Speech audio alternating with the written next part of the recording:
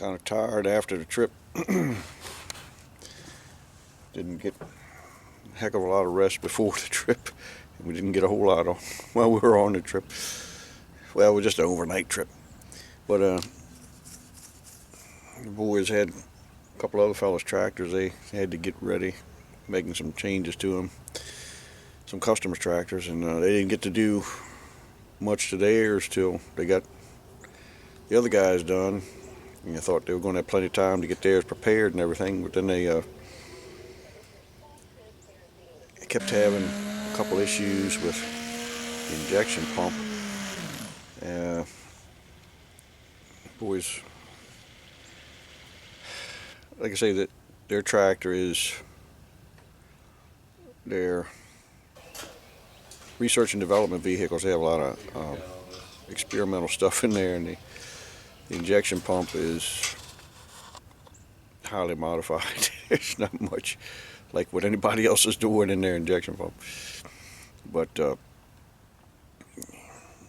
had a couple small issues and needed to be addressed. That took a couple days to iron that out. Then after we got that together, where that would hold, and I don't know, we hooked it up a couple times behind the shop there, and the clutch was acting iffy. Like sometimes it wanted to lock up and sometimes it didn't, and we knew we'd had some trouble last year with that. So they decided they got to do something with the clutch, and I couldn't go up there and just wind it up sitting on the line and have it not move. So they took that to pieces, and this clutch was, you can put, matter of fact, it's designed to have two spring plates, the fingers that are on it on tempered spring steel. Then you can double them up, and it's designed to have twin plates in there. But and they had never run it that way because it would take so much to push in the throw-out bearing to disengage it. There'd be a lot of pressure on that little engine, the thrust surfaces on the crank. Well, anyhow, they said let's just put it in there. So they put it in there, and the second one, and you got to take the engine out, of course, to do that. Just a lot just to get it taken apart enough to yank the engine out so you can get to the clutch. And so they set it back in there and went to push on the pedal, and you could almost not push it in at all. It was just so hard. The linkage was just not. You couldn't do it. So they said, well, let's take it apart and we'll machine a little bit off the pressure head cover to make it a little tighter. So that's what they did. They machined some off of there, and then they put it back and got it all put back together, and then pushed it on the clutch, and it would just barely disengage. And so they pushed it in again, and this time when they pushed it in, it wouldn't disengage. So they adjusted up the linkage so it would disengage. And they pushed it in again, and it wouldn't disengage. It's like something was twisting or bending or stretching or something. So they pulled the engine out again, and had to do a bunch of rigmarole in there. Well, they actually rebuilt the whole the rod and the fingers that pushed the throw-out bearing in. They had to go ahead and just put a new rod in there to build up the heavier stuff and brace up this and that, and got it all back together and adjusted up and everything. And then we had to take it back there. This was the day before they should have been loaded up to go. This is the day before they had to go, and they should have been already loaded up in a buddy's trailer that was going to take them. It was at 9 o'clock that night, 9:30, around 9:30 the night before. And they just got it put back together, and we had to try it out, see if the clutch would even work. So 9:30 that night, we went out back, and shining lights from some tractors and some flashlights out there, and tried it out, and it ran good. It seemed like it would go on up the track. It'd been having some issues with adjusting the injection pump because it seemed like it was, when the governor would open up, it would overfuel it, and it would just be too much fuel. All of a sudden, it would die down. And they were hoping they'd have had time before the pull to adjust things around, but they didn't. So you say it showed some promise. So they decided they would run on up there, and maybe between some runs they could do some adjustments, and they ended up being able to adjust some things, a few things, but it didn't get to where it would make a full pass. It make about a half a pass, the last one they made. Did you go full throttle? Just ran out of time to do some home tuning. But at any rate, it showed some promise. It's geared pretty tall, and it was coming up the track the last run, but it seemed like as soon as we don't know, as soon as you either give it full throttle or the governor pulls it all the way open, it seems like it falls flat. So we don't know. They're getting it though. They'll figure it out. But at any rate, we didn't even get in the house and get cleaned up. It was about 10 o'clock that night, and then we had to still pack our bags and everything, and we get to bed close to midnight and wake up at 3:50 in the morning to get something to eat and get ready, and if the guy come by and load it up, and then we headed up there. So that's the backstory of getting to Harrisburg, getting to the Keystone Nationals. So anyway, that's everything has to be done at the last second. Sometimes it works out great, sometimes it's not so great. But anyhow, it was fun. We were glad to be there. Yeah, some of the tractors the boys have built the engines for did really well. One of the tractors won all 3 classes at Vince Sullivan's Kubota that the boys work on. They built the engine and set the turbo and up on there and everything. So we were happy. We got to talk to a lot of nice folks. Really had a good time. I'll stop talking now so you can watch some of the action. See you. Heading toward Harrisburg, Keystone Nationals.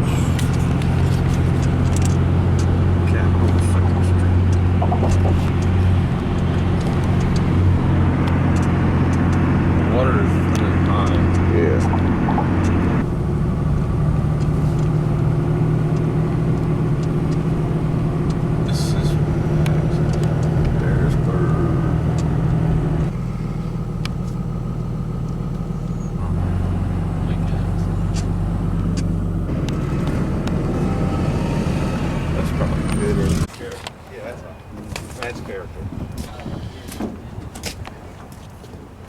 Jack is going for the Best Appearing Tractor Award. Man, I had a piece of metal fall on my hood last night. Oh! Yeah, I was a little upset. Yeah. Not fun. I took these skeletons out of scrap metal. That same truck is always parked there. Same spot. Chris decided to leave it so he could put his feet down to Yeah. use a steer. Yeah, Flintstone steering. No, I don't have any brakes, so I have to put my feet in. You put both of them down at one time. Yeah. If you can't get enough speed up, start pedaling.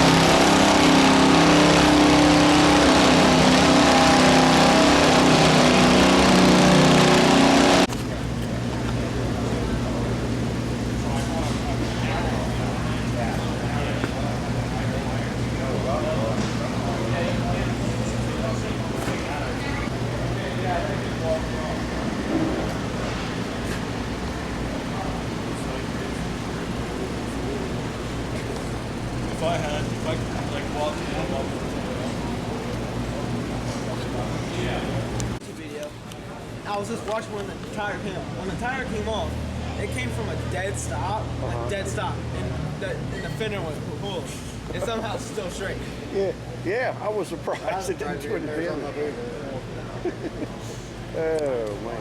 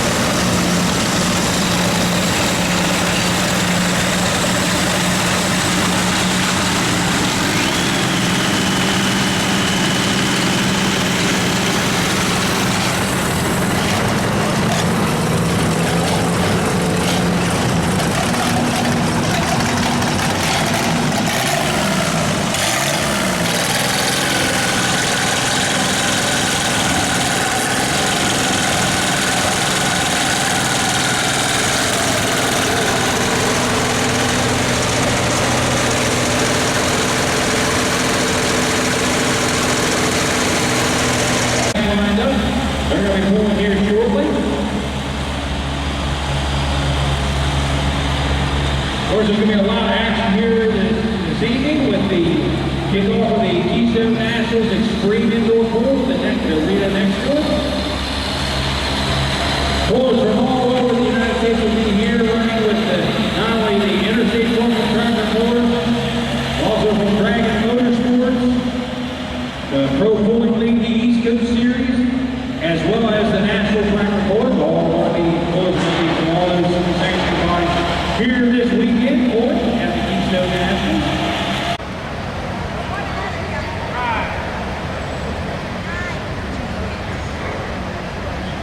Of course, right now, this is just, for them, it's just the prestige of winning the Keystone Nationals. This is a very prestigious event. Of course, I can't say not about Doug Neal. He was the one that really got this thing going about 15 to 16 years ago, and it's just been blossoming ever since.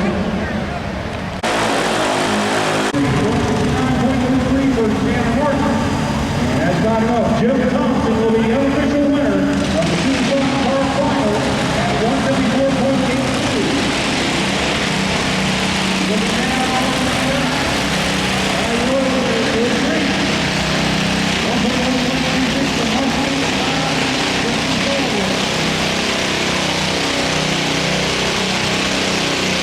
And he's going to cut going into drive. I'm glad he did. He made it into the final. What do we do out here?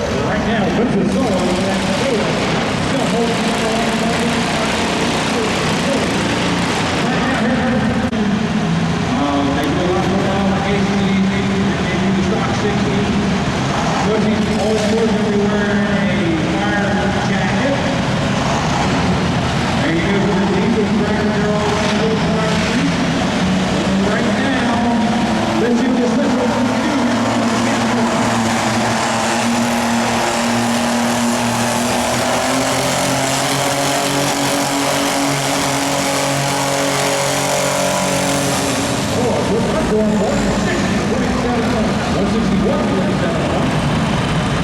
For the special things down hall. Right down the grade.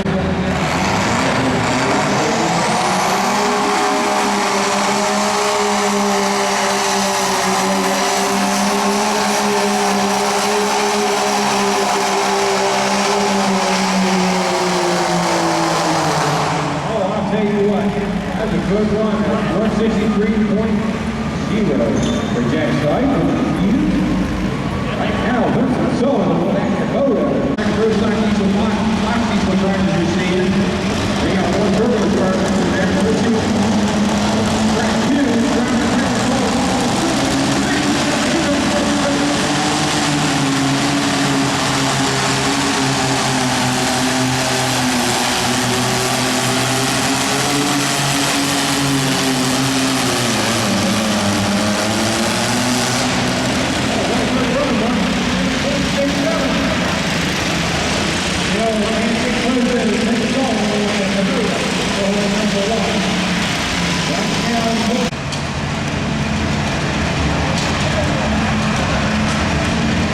hotel be enjoying here today. This is day 1 of the Keystone Nationals tournament. But right now,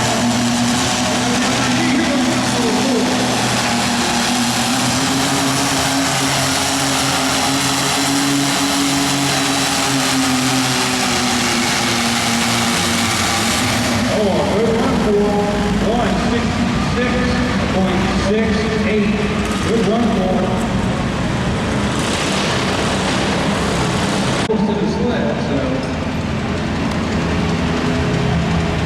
I've seen it over the years in the last quarter.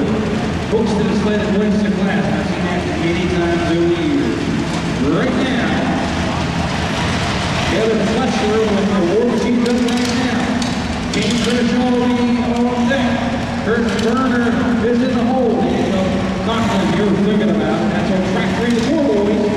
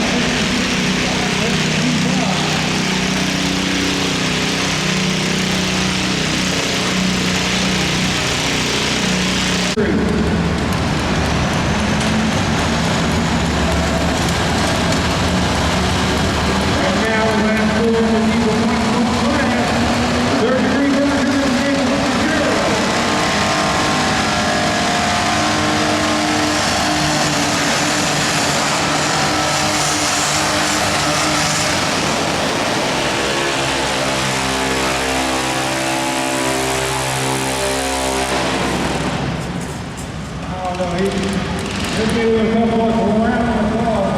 He's our first forward, so he can actually drop.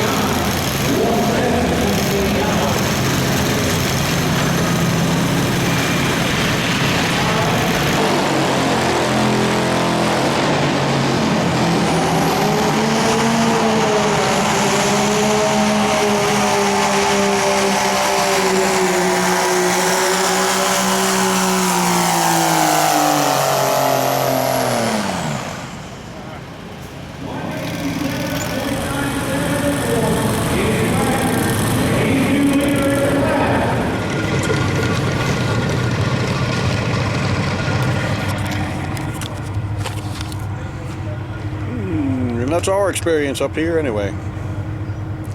Had some fun. Enjoyed seeing some of the competition in other tractors.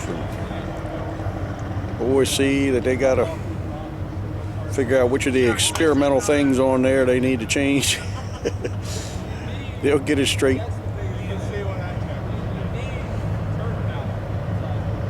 They're young and smart. Anyway. We're going home with more than we came with. Why is that? I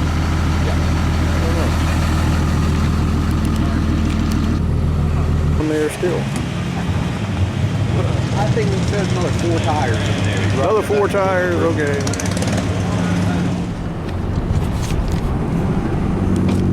Going over the bridge.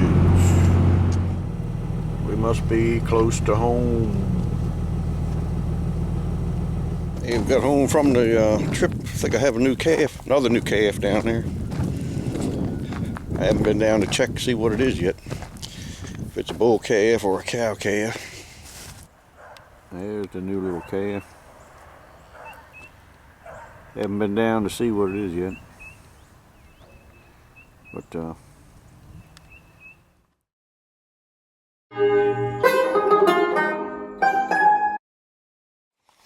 well, it's official. I'm back home. It was a fun trip. Really enjoyed it.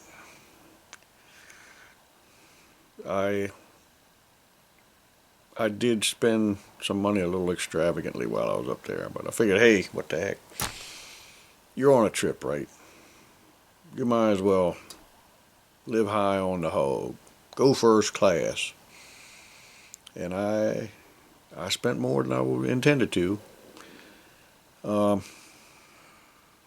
don't want to go down a few notches in your opinion of me, but I gotta confess, we were watching the big tractors pull, and there was a food stand over there selling slices of pizza for $4 a piece. And I bought 3 of them, one for me and one for each of the boys. And well, I mean, that was a little extravagant, I thought, but what the heck. But I was not smart. The boys were smart. They carried in their water bottles, bottled waters that they had gotten, we had brought from home, that my wife had bought real cheap. But I didn't carry mine in. So then I decided I would make an extravagant purchase. I went ahead and spent $4.25 on this fine plastic bottle full of water. But it's not just any water, it's Dasani water. Whew. I never spent so much money for one bottle of water in my life. And if somebody had told me last week that I would spend $4.25 on water, I'd have told them they was nuts. But when you need something to wash down a nice hot pepperoni slice of pizza and you ain't got nothing, sometimes you do foolish things. But I want you to know, I'm going to get my money out of this bottle. Every tractor pull I go to this year, I'm going to carry water to in this bottle. I'm going to get my $4.25 worth use out of this thing. Every year, you check up on me, you see me at a pool, you ask, where's that water bottle, Bill? And I'll go to the truck and pull it out if I ain't carrying it in my pocket. You keep me honest on this now. I take great pride in being resourceful and not spending much money. But anytime you spend $4.25 on a plastic bottle full of water, it just kills me. Whew. To use it one time and throw it away. So I'm gonna. This is my bottle of choice, but I'm gonna drink out of all summer long at every pull I go to. Yes, even if we get to go out there to Rantoul, to the 50 Years of Progress show, or whatever they call that thing. This will be with me. You check up on me. I'm serious. Anyhow, keep me honest. I just thought I had to confess. I had to make that confession now. Now I can go to sleep tonight with a clear conscience. Anyhow, see y'all later.